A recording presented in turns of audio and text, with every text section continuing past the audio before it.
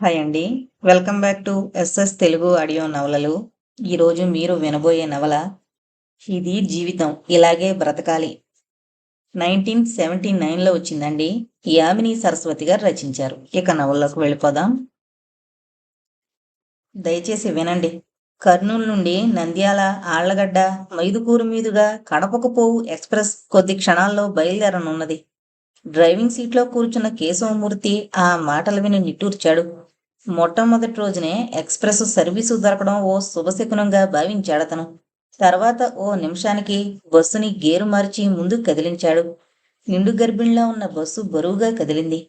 దారిలో షరాపు బజార్ వద్ద, municipal park వద్ద, జిల్లా పరిషత్ వద్ద, హాస్పిటల్ వద్ద, క్యాంప్స్ వద్ద బస్సు ఆపమని చేతులెత్తిన ప్రయాణికులకు చిరునవ్వుతో సీట్లు లేవని చెబుతూ బస్సుని టౌన్ దాటించాడు. ఆత్మకూరుకు వెళ్లే రోడ్డు చీలికను దాటగానే బస్సు స్పీడ్ అందుకుంది. అతని మనసు రోడ్డు మీద, యాక్సిలేటర్ మీద నిలిచినా అప్పుడప్పుడు స్మృతి పదాల వైపు పరిగెడుతూనే ఉంది. ఆలోచనలను దూరం చేస్తూ మలుపుల్లో జాగ్రత్తగా తిప్పుతూ శ్రద్ధగా నడపసాగాడు బస్సుని. బస్సు పాణ్యం చేరింది. ఎక్కేవాళ్లు దిగేవాళ్లు లేకపోవడంతో బస్సుని 10 సెకండ్ల పాటు ఆపి మళ్లీ ముందుకు దూకించాడు. 20 నిమిషాల్లో బస్సు నంద్యాల బస్టాండు చేరుకుంది. ఇక్కడ బస్సు 20 నిమిషాలకి పైనే ఆగుతుంది. వెళ్లేవాళ్లు వెళ్లి కాఫీ టిఫిన్ చేసి రండి అన్నాడు కండక్టర్. అప్పటికి దాదాపు 7 గంటలు దాటింది. తెలుగులో వార్తలు ప్రసారమవుతున్నాయి. కేశవమూర్తి హోటల్లో ప్రవేశించగానే వార్తలు ముగిశాయి. వెళ్లి కూర్చుని 2 ఇడ్లీ, వడ, సాంబారు తెమ్మని చెప్పి వాష్ బేసిన్ వద్దకు వెళ్లి చేతులు కడుక్కుని వచ్చాడు. పొగలు చిమ్ముతున్న ఇడ్లీలని, సాంబార్ని చూడగానే అంతవరకు నిద్రాణమై ఉన్న ఆకలి పులిలా లేచి కూర్చుంది. మళ్లీ ఇన్నేళ్ల తర్వాత తృప్తిగా తినగలుగుతున్నాను అనుకున్నాడు. దాంతో అతని ఆలోచనలు గతంలోకి పరిగెత్తాయి. ఎందుకమ్మా, ఎందుకు నీకీ పట్టుదల? నా మాట విని రాధాపతిని పెళ్లి చేసుకో. మనవాడు, మనమంటే అభిమానం ఉన్నవాడతను. మగదిక్కులేని నన్ను, చిన్నవాడైన తమ్ముణ్ణి బాగా చూసుకుంటాడు. నా మాట విను. మొండి పట్టుదల మాను. తల అడ్డంగా తిప్పింది వనజ. అయితే నా మాట వినవా? గద్దించి అడిగింది కళావతి. జవాబు చెప్పలేదు వనజ. అయితే నీ కర్మ అనుభవించు. ఆ దరిద్రపు కొట్టు వెధవా. అమ్మా, ఆయన్ని దూషించొద్దు. ఆయన తప్పే ఉందమ్మా. నన్ను బలవంతంగా ఎత్తుకెడుతున్నాడా? మాయమాటలు చెప్పారా? మోసం చేశారా? చేస్తారా? తన మాటలకి అడ్డం వచ్చి అతన్ని వెనకేసుకొచ్చి వాదిస్తున్న కూతుర్ని చూసి మండిపడింది కళావతి. లేదమ్మా, లేదు. అతను మంచివాడే. నేనే చెడ్డదాన్ని. అనమ్మా అను. కన్నందుకు, పెంచినందుకు మీతో కాకుంటే ఇంకెవరితో అనిపించుకోవాలమ్మా? తల్లి కన్నీళ్లను చూసి కరిగిపోయింది వనజ. అలా కంటతడి పెట్టద్దమ్మా. నా మాటల్ని అర్థం చేసుకో. ఎన్నో ఏళ్లుగా పెంచుకుంటున్న ప్రేమని కాదని అతన్ని వదిలి ఇంకొకరిని పెళ్లి చేసుకోలేనమ్మా. నా మనసు అర్థం చేసుకో. బాగా అర్థం చేసుకున్నానమ్మా. అర్థం కానిదల్లా ఒకటే.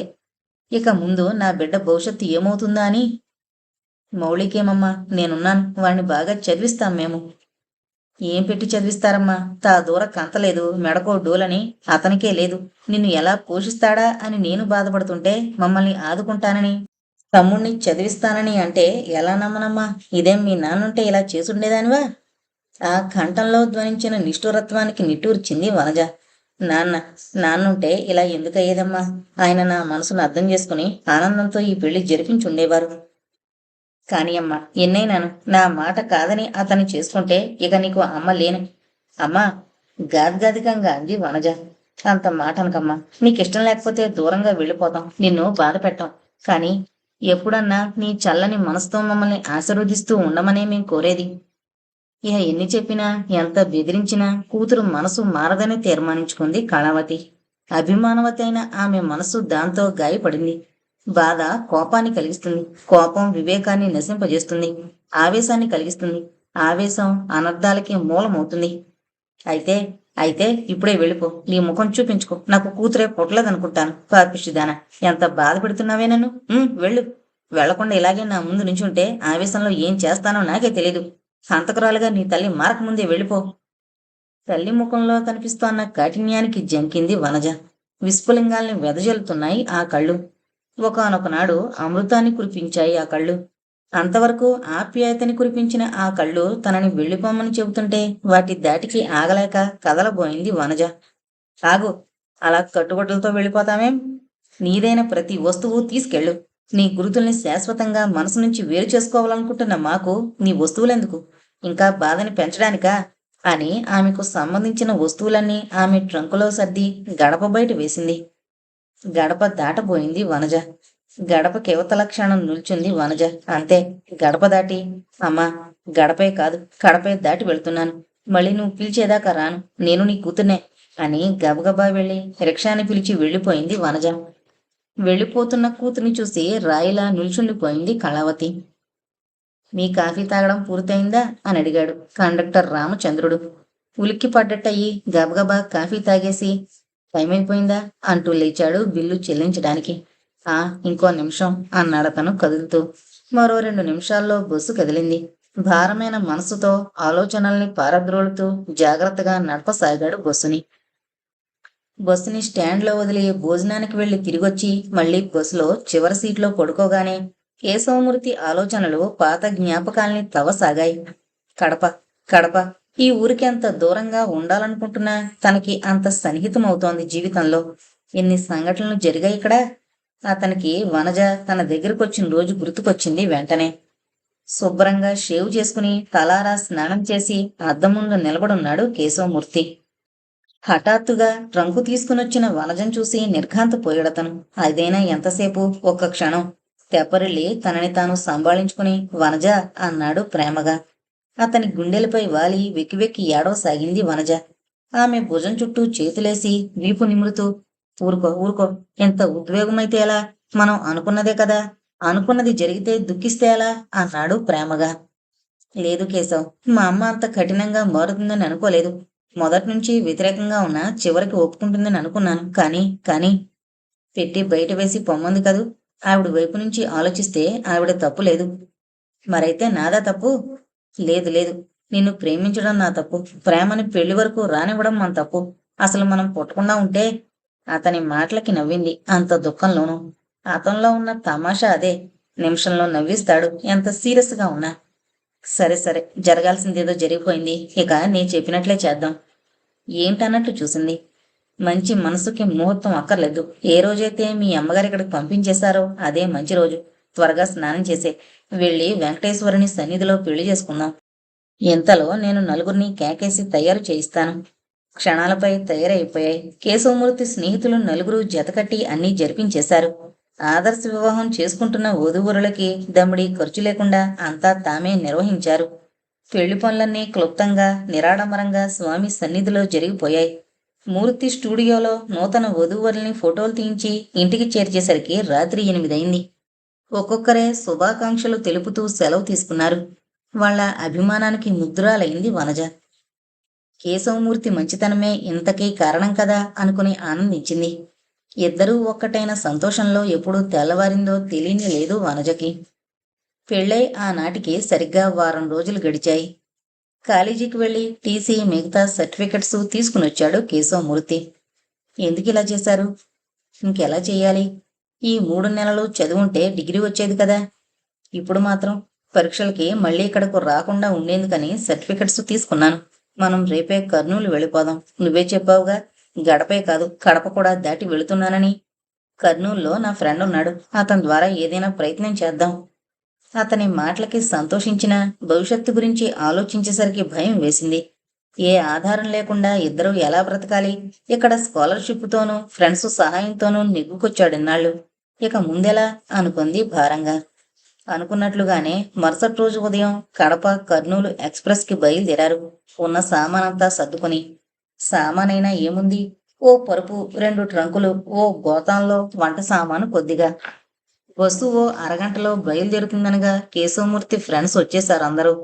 హనీమూన్కి బయలుదేరతారు బాగా ఉన్నవాళ్ళు. బ్రతకడమే ఓ సమస్య అయిన వాళ్ళు బ్రతుకు తెరువుకు పోకులాడతారు. అయినా చెలిమి కలిమి గల మీరు బయలుదేరే ఈ ప్రయాణం మీకు హనీమూన్ కావాలని మా అందరి కోరిక అన్నాడు వాళ్లలో ఒకతను. నవ్వాడు కేశవమూర్తి. నవ్వుతావేమోయ్, మేమంతా నీకు మామయ్యలం, బావయ్యలం. చెల్లైనిచ్చి దారపోసాక మీ బాధ్యత మాది కాదా? ఇంకొకతను చొరవగా అన్నాడు.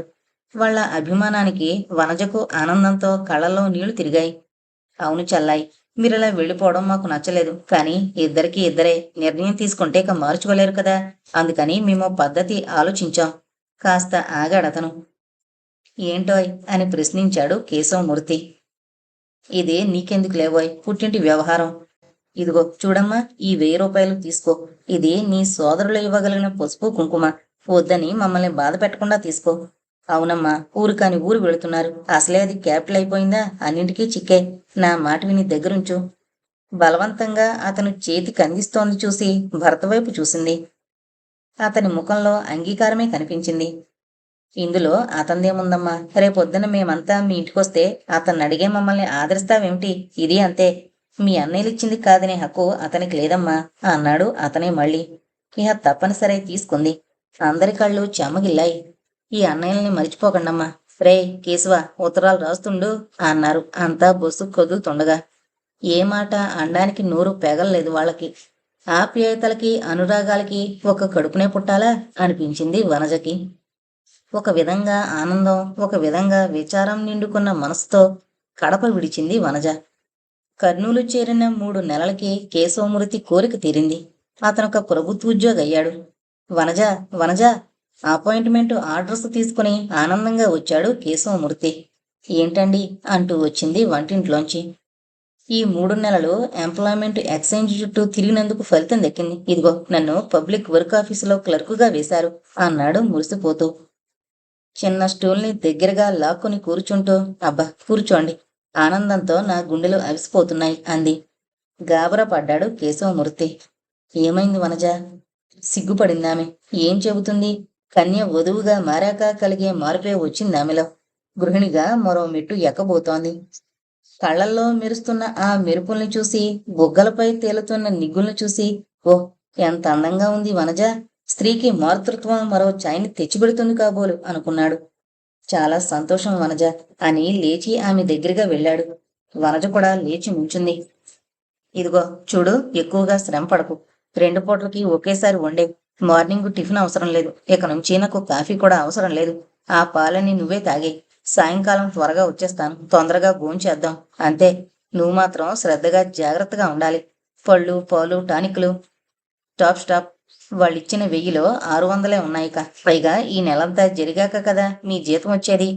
ఇవన్నీ తింటే 600 2 నెలలకే ఖాళీ. ఏమైనా కాని నేనింకా కష్టపడతాను. ఒక ప్రెస్లో ప్రూఫ్లు చూసే పని కూడా ఒప్పుకున్నాను. భాగవతం అచ్చు వేస్తున్నారట. ప్రూఫ్స్ చూసి పెడితే మొత్తం పనికి 500 ఇస్తామన్నారు. సరేనన్నాను. రేపటి నుంచో ఎల్లుండి నుంచో పని ప్రారంభమవుతుంది. ఇంతకీ ఈ ప్రేమంతా నా మీద లేక? ఆ ఎంత మాట. చెట్టు బలంగా ఉంటేనే పువ్వు బాగా పూస్తుంది, కాయ బాగా కాస్తుంది. ఫలితం కావాలనుకున్నవాడు రెంటిని జాగ్రత్తగా చూసుకుంటాడు. అతని మాటలకి నవ్వింది. ఉండండి, మీ మాటల్లో మరిచిపోయాను. చీకటి పడబోతోంది. ల్యాంపు వెలిగిస్తాను. అక్కర్లేదులే, ఆ మంచం వాల్చుకుని పడుకో, నేను వెలిగిస్తాను అని వెళ్ళి వెలిగించాడు. అలాగే సమరమాచర్యాలతో చూస్తుండిపోయింది వనజ. భర్త ఉద్యోగంలో చేరిన 10 రోజుల తర్వాత ఓ రోజు గడియారం హాస్పిటల్కి వెళ్ళి అక్కడ డాక్టర్తో చూపించుకునొచ్చింది వనజ. నీరసంగా తలుపు తీసి మంచంపై పడిన వనజకి 10 నిమిషాలకు గాని కిటికీలో ఉన్న కవరు కనిపించలేదు. తను హాస్పిటల్కి వెళ్లిన సమయంలో పోస్ట్ మ్యాన్ వచ్చుంటాడనుకుని వెళ్లి ఆతృతగా అందుకుంది. అది ఆవిడ ఆశించిన ఉత్తరమే. చూసి గబగబా చదివింది. ఉత్తరంలో ఒక్కో పంక్తి చదువుతుంటే ఆవిడ ముఖంపై రంగులు మారసాగాయి. ఎలా పూర్తి చేసిందో ఆ ఉత్తరం. పూర్తి కాగానే ఉత్తరం నిలిపేసి మూలగా పారేసింది. దుఃఖంతో అవమానంతో ఆవిడ మనసు మండిపోసాగింది. ఏం పాపం చేసింది తను అనుకుంది బాధగా. ఆలోచనల్లో అలాగే మాగన్నుగా పడుకున్న వనజకి భర్తొచ్చి పిలిచే వరకు మెలకు రాలేదు. అప్పుడే 2 కావచ్చిందా అనుకుంటూ లేచింది వనజ. వనజ, ఏమలా ఉన్నావు? జవాబు ఇవ్వలేదామె. రాబోతున్న దుఃఖాన్ని ఆపుకుంటూ ముఖాన్ని పక్కకు తిప్పుకుంది. వనజ, ఏమైంది? ఏడ్చేసింది వనజ. గాబరా పడ్డాడు కేశవమూర్తి. ఓదార్చగా మెల్లగా జాబ్ విషయం చెప్పింది. మీరు విన్నారా? బలవంతంగా వద్దంటే రాయించారు. జవాబుగా ఎంతలేసి మాటలు విసిరిందో చూడండి. జవాబు చెప్పలేదు కేశవమూర్తి. ఉత్తరమేది అన్నాడు. పలకలేదు వనజ. రోషంతో చించేశావా? వెతికాడు. తలుపు వారగా పడున్న పావుటావు సైజు తెల్ల కాగితం కనిపించింది. తీసుకుని చక్కగా చూశాడు. అదే నింపాదిగా శాంతంగా క్రోధాన్ని అణుచుకుని చదివాడు. ప్రియమైన అక్కగారికి తమ్ముడు చంద్రమౌళి నమస్కరించి రాయనుంది. నీ జాబ్ అందింది. బావకు ఉద్యోగం దొరికిందని తెలిసి చాలా సంతోషించాను. హాయిగా నీ వద్ద చదువుకోవచ్చు కదా అని ఆశపడ్డాను.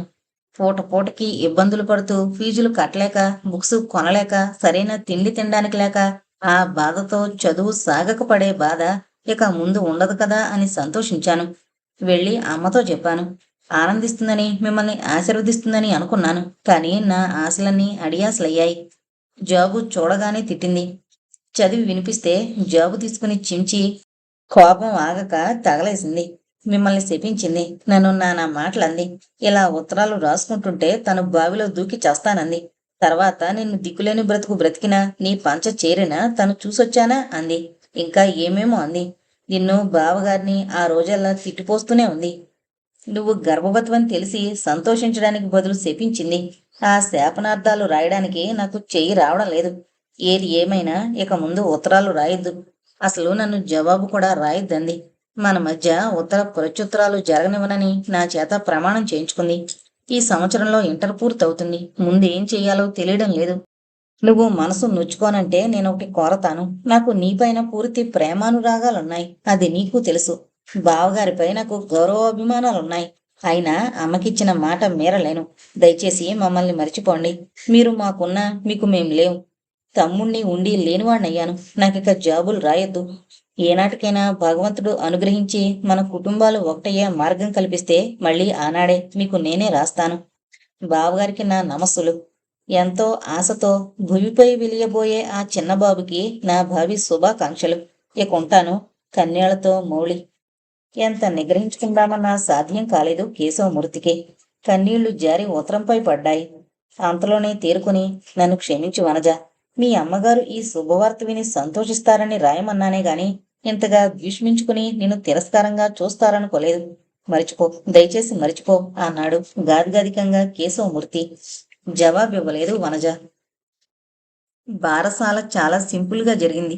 కడప నుండి రమేష్ ఒకడే వచ్చాడు. కేశవమూర్తి ఆఫీసులో పనిచేస్తున్న సత్యనారాయణ బాగా దోస్తీ అయ్యాడి 6 నెలల్లో. ఎటువంటి వాళ్ళకి అటువంటి వాళ్లే జతవుతుంటారు. లక్షాధికారితో స్నేహం చేస్తాడు.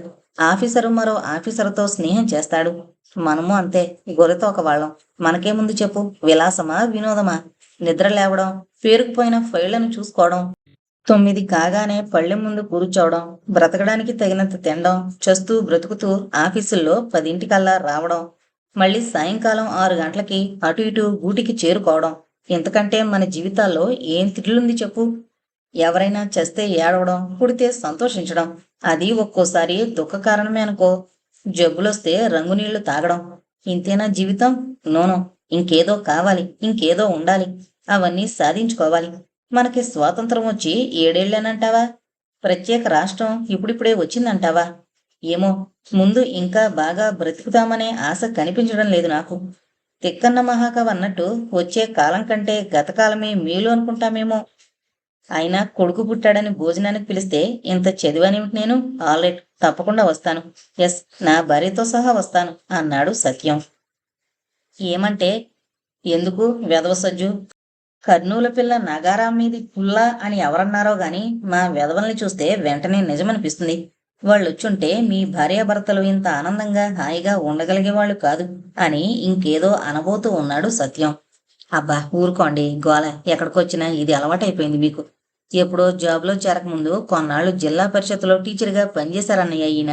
అప్పుడు అలవాటైంది ఈ ధోరణి. ఒక్కోసారి విసిగిస్తుంది వినడానికి. ఇదిగో విజయ, అలా అనద్దు.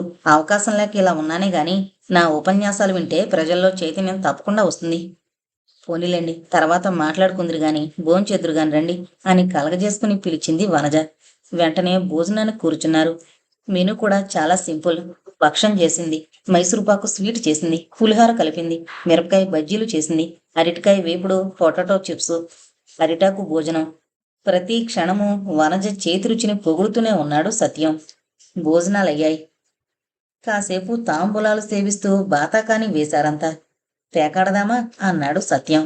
కాని అంతలో కేశవమూర్తి బిక్కముఖం వేయడంతో, సారీ, నీకలాంటి అలవాట్లు లేవు కదూ, ధన్యుడివి. కాలేజీ రోజుల్లో అలవాటైంది. డబ్బెట్టాడే స్తోమత లేదు, ఊరికే ఉండే శాంతము లేదు. అందుకే మా ఆవిడికే నేర్పించాను. ఇద్దరం రకరకాల పందెలేసుకుని ఆడుతుంటాం. అన్నట్లు మీరు కేశవమూర్తి ఫ్రెండ్ కదూ అని అడిగాడు రమేష్ను చూస్తూ. అదేం అలా అడుగుతున్నావు? ఇప్పుడే కదా పరిచయం చేసింది ఆశ్చర్యంగా అడిగాడు కేశవమూర్తి. దానికి అది కాదు కేశవ, మీరు కేశవమూర్తి మిత్రులే కదా అంటే మీకు పేక రాదు కదా అని అర్థం అన్నాడు రమేష్. గాట్ ది పాయింట్ అన్నాడు సత్యం. అంతా నవ్వేశారు. ఇంకేమీ పనులు ప్రోగ్రాములు లేకపోవడంతో అంతా కొద్దిసేపు విశ్రమించారు. మళ్ళీ 3 కాఫీలు సేవించారు. అప్పట్నుంచి 4 దాకా అదీది సర్దుతూ తాము తయారవుతూ పేరంటం ప్రారంభించారు.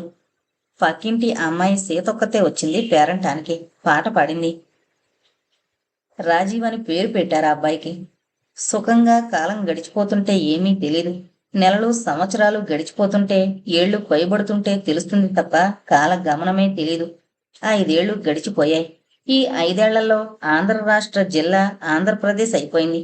రాజధాని తరలి వెళ్లిన మాజీ రాజధానిలో ఆ గిరాకీ మాత్రం తగ్గలేదు. అప్పుడు ప్రభుత్వ భవనాలుగా ఉన్న వాటిలో women's college, women's hostel, medical men's hostel, collector office ఇంకా ఆక్రమించుకున్నాయి.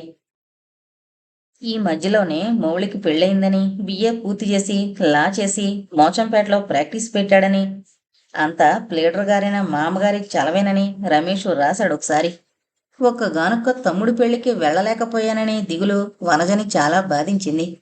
ఇంతకీ 5 ఏళ్లు గడిచేయని ఎలా వాళ్ళకి గుర్తొచ్చిందంటే 5 సంవత్సరాల సర్వీసున్న కేశవమూర్తిని ఉద్యోగం నుంచి తీసేశారు.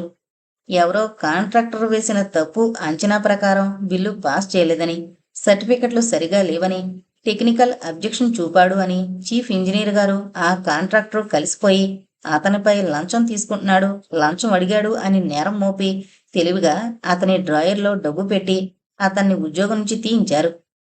డిస్మిసల్ ఆర్డర్స్ చేతబట్టుకుని ఇంటికొచ్చిన భర్తని చూసి నిర్ఘాంతపోయింది వనజ. ఏం చేయగలం? అంగబలమా అర్ధబలమా? అన్ని విధాలా నిస్సహాయులం అన్నాడతను. అతని దిగులు చూసి చలించిపోయింది వనజ. పోనేండి, వెధ ఉద్యోగం పోతే పోయింది, మరో ఉద్యోగం కోసం ప్రయత్నించండి. ఇహ గవర్నమెంట్ ఉద్యోగం రాదు వనజ. ఏం? లంచం తీసుకుని ఉద్యోగం ఓడగొట్టుకున్నాడన్న ముద్ర మనకంటే ముందే పయనిస్తోంది. దాంతో అంతా సరి. మరేం చెప్పాలో తెలియక అలాగే నిలబడిపోయింది వనజ. అప్పుడే స్కూల్ నుండి వచ్చిన రాజీవ్ నాన్న అంటూ వచ్చి కరుచుకున్నాడు తండ్రిని. నాన్నగారి ఆరోగ్యం బావలేదు, ఇలా రాబాబు అని తీసుకోబోయింది. జ్వరం వచ్చిందా? చ లేదు బాబు, తలనొప్పిగా ఉందట. అమృతాంజనం రాయినా? వాడి ప్రేమకి కరిగిపోయాడు కేశవమూర్తి. దగ్గరకు తీసుకుని ముద్దు పెట్టుకున్నాడు. పో, నువ్వన్నీ అబద్ధాలే చెబుతావు. నాన్నే మంచి కదూ నాన్న. తప్పమ్మా, అలా అనకూడదు మందలించాడు కేశవమూర్తి. బాబు, ఇదిగో చాక్లెట్, తీసుకుపోయి ఆడుకో. తుర్రుమని బయటికి వెళ్ళాడు రాజీవ్. బాల్యం ఎంత మధురమైంది. బాధ్యతలు లేవు, బరువులు లేవు, బాధలు ఉండవు. మళ్ళీ ఒక్కసారి చిన్నపిల్లవాళ్లం కాగలిగితే అనుకున్నాడు కేశవమూర్తి. అతని అసంబద్ధమైన ఆలోచనకి అతనికే నవ్వొచ్చింది. అలా మా ప్రెస్ వైపు వెళ్ళొస్తాను అని కదిలాడు కేశవ్. అయ్యో, నా శని ఈయన్ని చుట్టుకోలేదు కదా భగవంతుడా. మాకు భాగ్యాలొద్దు, భోగాలొద్దు, ఉండడానికి వసతి, కట్టడానికి బట్ట, తినడానికి తిండి ఇవ్వు. ఈ ముగ్గురిని పోషించే బాధ్యత నీదే అని మనసారా ప్రార్థించింది. ఆ సాయంత్రం బయటికి వెళ్లిన కేశవమూర్తి దాదాపు 9 గంటలకి ఇంటికి తిరిగొచ్చాడు. అతని ముఖంలో మళ్ళీ ఆనందం కనిపించింది. వనజ, పోతే పోయింది బోడు ఉద్యోగం. మళ్ళీ మరో ఉద్యోగం దొరకదా? నీలాంటి మంచి మనుషుల్ని భగవంతుడు బాధించడు వనజ. నాకు ఉద్యోగం ఇచ్చాడు మా ప్రెస్ యజమాని. ఆనందంతో క్షణంసేపు నోట మాట రాలేదు వనజకి. నిజంగా? నిజంగా ఏం ఉద్యోగం ఇచ్చారండి అంది ఆతృతతో. ఆయన కొత్తగా ఒక బుక్ షాప్ పెట్టారని చెప్పానా? దాన్ని సరిగా చూసేవాళ్ళు ఎవరూ లేరని ఆయన బాధపడుతుండేవారు. ఇప్పుడు నా కథంతా విన్నారు. మన సంసార పరిస్థితి అంతా విశదంగా చెప్పాను. ఆయన మరో ఆలోచనకు తావివ్వకుండా ఆ బుక్ షాప్ చూసుకునేందుకు నియమించారు. జీతం కూడా 150. మనకింకేం కావాలి? అయితే ప్రూఫ్లు దిద్దే పని మాత్రం ఇక వీలవుదేమోనని ఆలోచిస్తున్నాను అన్నాడు కేశవ్. అతని ముఖంలో తాండవమాడుతున్న ఆనందాన్ని చూసి, ఓ మాట చెబుతాను వింటారా? నాకు ఆ పని నేర్పండి. ఇంట్లో నేను చేసే పని ముందు చెప్పండి. ప్రూఫ్స్ నేను చూస్తూ ఉంటాను అంది. నువ్వు చూడగలవా? ఎందుకండి ఆశ్చర్యం? అదేం బ్రహ్మ విద్య కాదు కదా. ఇక మీదట మీ బుక్స్ వర్క్ ప్రూఫ్స్ అన్ని నేనే చూస్తుంటానని చెప్పండి. వేడినీళ్ళకి చన్నీళ్లు జతగా అన్నట్టు ఇంటద్దె వెళ్ళిపోయినా మేలే కదా అంది. కేశవమూర్తికి కూడా ఆ ఆలోచన నచ్చింది. సరే అన్నాడు. ఫస్ట్ ఫామ్లో జాయిన్ అయ్యాడు రాజీవ్. ఉన్న ఇంటికి దగ్గరగా ఉంటుందని మిడిల్ స్కూల్లో చేర్పించారు. ఓ సాయంకాలం రాజీవ్ స్కూల్ నుంచి వచ్చి ఇంట్లోనే బుద్ధిగా కూర్చుని రేపటి హోంవర్క్ చేసుకుంటున్నాడు. అకస్మాత్తుగా ఇంటి ముందు కారు ఆగింది. కారు హారన్ వినిపించి రాజీవ్ బయటకొచ్చాడు. అమ్మా, ఏంటి బాబు అలా కేకేశావు అంటూ వచ్చింది వనజ. అంతలో ఇంటి ముందాగిన కారును చూసి కొంచెం వెనక్కి తగ్గి ఎవరో చూడు అంది మెల్లగా. డ్రైవింగ్ సీటు వద్దకు పరిగెత్తుకుని వచ్చాడు సైగ చూసి. ఓ నిమిషం గుసగుసలాడి మళ్ళీ ఇంట్లోకి వెళ్ళాడు రాజీవ్. అమ్మా, అమ్మా, ఆయనెవరో నిన్ను పిలుస్తున్నారు. ఎక్కడికో తీసుకువెళతారట. తయారై రమ్మంటున్నారు. చికాగ్గా చూసింది వనజ. ఎవరో నన్ను రమ్మడమేమిటి? వెళ్ళు. లేదమ్మా, నిన్ను నన్ను రమ్మంటున్నారు. ఇదిగో నేను తయారవుతున్నాను అని 5 నిమిషాల్లో తయారైపోయాడు వాడు. కారు ఉండి ఉండి మోగుతూనే ఉంది. రోజు నిక్కర్లో వైట్ షర్టు టక్ చేసుకుని బూట్లు వేసుకుని తల్లి వద్దకొచ్చి తలదువ్వమ్మా, ఇంకా అలా ఉన్నావేమిటి అని తొందరించసాగాడు రాజీవ్. వాడికి తలదువ్వి నీకంత ముచ్చటగా ఉంటే వెళ్ళిరా అంటూ చూసింది. ఎంత ముద్దుగా ఉన్నాడు. చక్కని నల్లని పెద్ద కళ్ళు, ఆ 2 కళ్ళు కలిసిపోతాయేమోనని అసూయతో చక్కగా నొసట్నుంచి వేరు చేస్తున్న ముక్కు, ఆ ముక్కు కింద 2 ఎర్రటి పేదాలు, పాలబుగ్గలు. ఆరోగ్యంగా ఉన్నాడు అనుకుని చటాలను ముద్దు పెట్టుకుంది. ఆ బుగ్గ ఈ బుగ్గ తుడుచుకుంటూ ఛీ పో, నువ్వెప్పుడు ఇంతే. చూడు నాన్న, ఆమె ఇంకా తయారవ్వలేదు. చూడు నాన్న. మధ్యలో నాలుగు కొరుక్కుంటూ ఆగిపోయి చచ్చా, బయట పెట్టేశానే అన్నాడు. అప్పుడు చూసింది వాకిట్లోంచి. కారు డోరు తీస్తూ రాణిగారు ఇంకా తయారు కాలేదేం? అబ్బా, 10 నిమిషాలు వ్యర్థం చేశావు అన్నాడు కేశవ్ నవ్వుతూ. తండ్రి కొడుకులు తోడు దొంగలైంది నాకేం తెలుసు? ఎన్నెన్నో అడగాలి మిమ్మల్ని. అయినా ఇప్పుడెందుకు? త్వరలో వస్తున్నానంటూ వెళ్ళి చకచక తయారై వచ్చింది వనజ. ఏంటలా చూస్తున్నారు అంది సిగ్గుగా. ఏం లేదు, బుగ్గన చొక్కొకటే తక్కువ. 10 ఏళ్లైనా అందం కొంచెం కూడా తరగలేదు. 6th క్లాస్ చదివే కొడుకు తల్లివంటే ఎవరూ నమ్మరు. ఫ్రంట్ డోర్ తీసి భరత పక్కన కూర్చుంటూ ఆ తల్లికి మూడంటే మిమ్మల్ని నమ్మర్లేండి. మీరే అన్నారుగా ఆవిడెవరో మీ అబ్బాయి ఫోటో మన ఫోటో చూపించేదాకా మీకు పెళ్ళైందన్న సంగతే నమ్మలేదని అంది తను నవ్వుతూ. మాటకి మాట అని బొగ్గగిల్లాడు. బాబూ అంది వనజ. అంతలో తలుపు తాళం వేసొచ్చి తల్లి పక్కనే కూర్చున్నాడు రాజీవ్. కారు స్టార్ట్ చేసి ముందుకు దూకించాడు. మెల్లగా నడుపుతూ ఇందాక ప్రశ్నలన్నావు, అవేవి అడగకుండానే జవాబులు విను. ఈ కారు మా శెట్టిగారిది. ఆ మధ్య కొన్నారు. నన్ను డ్రైవింగ్ నేర్చుకోమన్నారు. ఏదైనా బిజినెస్ పని మీద హఠాత్తుగా హైదరాబాదు వెళ్లాల్సొస్తే అవసరం అవుతుందని. సరేనని నేర్చుకున్నాను. ఈరోజే లైసెన్స్ వచ్చింది. మిమ్మల్ని అలా హైదరాబాదు రోడ్లో ఉన్న బ్రిడ్జి దాకా తీసుకెళ్లమని చెప్పారు ఆయనే అన్నాడు. వనజ చాలా సంతోషించింది. బ్రిడ్జిపై హాయిగా తిరుగుతూ కొనుక్కెళ్లిన స్వీట్స్ అవి తిని హుషారుగా కాలం గడిపి వచ్చేసరికి దాదాపు 8:30 అయింది. త్వరగా భోజనాలు కాని, కారిచ్చేసి వస్తాను అన్నాడు. ముగ్గురు కూర్చుని త్వరగా భోజనాలు ముగిస్తున్నారు. ఏమండి, మమ్మల్ని విక్టరీ టాకీస్ వద్ద దించి వెళ్ళండి. త్వరగా మీరు తిరిగొస్తే సినిమా చూద్దాం అంది వనజ. ఏనాడు సినిమాకి ముచ్చట పడలేదు వనజ. అందుకని వెంటనే సరే అనేశాడు. చేతులు కడుక్కుని బయటకొచ్చేశాడు కేశవ్. ఒక్క నోట్లో వేసుకుంటుండగా టెలిగ్రామ్ అన్న పిలుపు వినబడింది. ఆదురుదాగా వెళ్లి సంతకం చేసి తీసుకున్నాడు. ఆ కేక విన్న వనజ కూడా వచ్చి భర్త వెనకే నిల్చుంది. టెలిగ్రామ్ చదివిన కేశవమూర్తి, వనజ మీ అమ్మగారు అన్నాడు. క్షణకాలం ప్రపంచం గిరున తిరిగినట్లయింది. అంతలోనే తనను తాను కంట్రోల్ చేసుకుని ఏమండి అంది. సాయంకాలం పోయారట. మీ తమ్ముడు వెంటనే బయలుదేరి రమ్మని టెలిగ్రామ్ ఇచ్చాడు. అతని ముఖంలోకి చూసింది వనజ. చకచకా 2 జతల బట్టలు సర్దే వెళదాం అని కారు తీసుకుని శెట్టిగారింటికి వెళ్ళాడు. షాక్ నుంచి తేరుకున్న వనజ కళ్ళు సతతం దారగా వర్షించసాగాయి. మరో 10 నిమిషాల్లో మళ్లీ కారులో వచ్చేశాడు కేశవమూర్తి. వనజ, శెట్టిగారితో చెప్పాను. ఆయన కూడా చాలా విచారం వ్యక్తం చేస్తూ ఎలా వెళతారని అడిగి కారులో వెళ్ళి రమ్మన్నారు. పెట్రోల్ కూడా ఆయన ఇచ్చేశారు. మన స్థితి ఆయనకు తెలియందా? పద పద. గాఢంగా నిట్టూర్చి మరో 5 నిమిషాల్లో తయారై వచ్చింది వనజ. భారంగా కదిలింది కారు.